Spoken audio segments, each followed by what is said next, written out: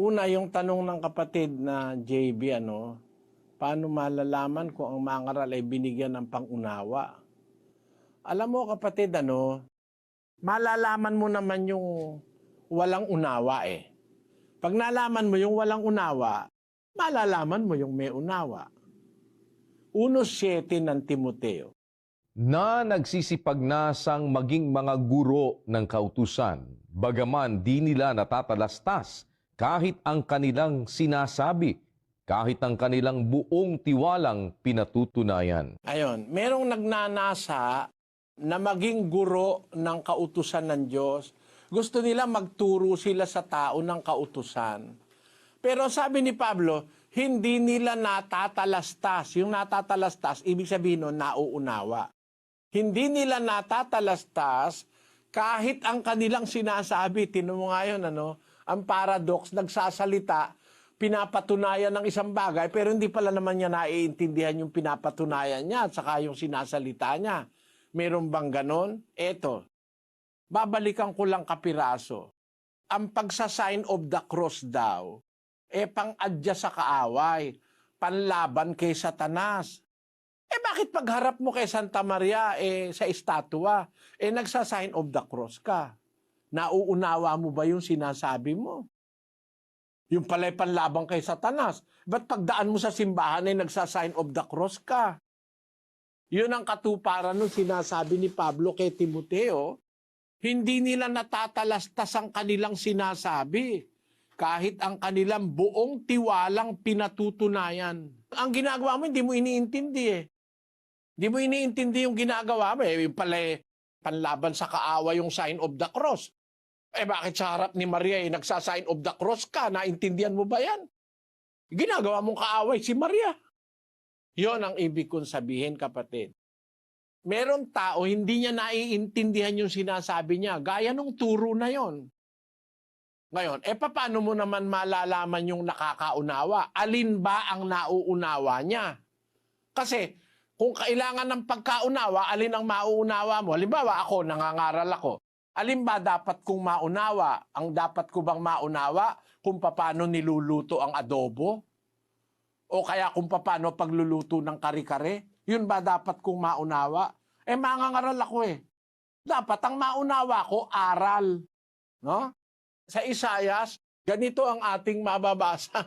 Ang dapat na maunawa, aral. 29-24. Sila namang nangamamali sa diwa ay darating sa pagkaunawa at silang mga mapag-upasala ay mga tututo ng aral. Ayon, ang dapat maunawa yung aral ng Diyos. Paano mo ngayon malalaman kung ang isang mangangaral may unawa? Di alam niya yung aral ng Diyos. Sabi ng hula kasi, namamali sa diwa, darating sa pagkaunawa. Ang mapag-upasala, matututo ng aral. Yun ang dapat maunawaan, ang aral ng Diyos. Ang mangangaral dapat nauunawaan niya yung aral na kanyang iniaaral. Alam mo, marami ngayong mangangaral, di niya naiintindihan yung inaaral niya eh. Alam mo kung bakit, kapatid na JB? Basahin natin ang 2:20 ng Roma. Tagasaway sa mga di nakaalam, guro ng mga bata, na sa kautusan ay mayroon kang anyo ng pagkakilala at ng katotohanan. Ikaw nga na nagtuturo sa iba, hindi mo tinuturuan ang iyong sarili? Ikaw na nangangaral sa tao na huwag magnanakaw, nagnanakaw ka? Ikaw na nagsasabing ang tao ay huwag mangalon niya, ay nangangalon niya ka? Ikaw na nasusuklam sa mga Diyos-Diyusan ay nanakawan mo ang mga templo? Ikaw na nagmamapuri sa kautusan, sa iyong pagsuway sa kautusan ay niwawalan mo ng puri ang Diyos. Sapagkat ang pangalan ng Diyos ay nalalait ng mga hintil dahil sa iyo, gaya ng nasusulat. Maliwanag na merong mga mangaral, hindi niya naiintindihan yung ginagawa niya. Nangangaral siya halimbawa, hindi niya naunawaan. Bakit? Ang pruweba siya mismo eh. Hindi niya alam yung sinasabi niya, hindi niya alam yung kanya ipinangangaral. Bakit? Nagtuturo ka sa iba, hindi mo naman tinuturuan ang sarili mo. Nagsasabi ka sa tao, wag mangangalon niya, nangangalon niya ka. Ikaw na nagsasabing wag magnanakaw, nagnanakaw ka. Yun ang mga hindi nakakaunawa, kapatid. Ang mauunawa kasing dapat maunawa yung aral. Kaya ang sabi ng Diyos sa 3:13 ng Kawikaan, pakinggan mo. Mapalad ang tao na nakakasumpong ng karunungan at ang tao na nagtatamo ng kaunawaan. Sabi ng Diyos, mapalad ang tao na nakakasumpong ng karunungan, ang tao na nagtatamo ng kaunawaan. Alin ang mauunawaan mo? Di yung salita ng Diyos, yung aral, yung karunungan ng Diyos. Yang kasing nasa Biblia, karunungan ng Diyos ang tawag dyan That is the wisdom of God. Yun ang dapat maunawa, pangunahin na ng isang mangangaral. 4:7 ng Kawikaan. Karunungan ay pinakapangulong bagay, kaya't kunin mo ang karunungan.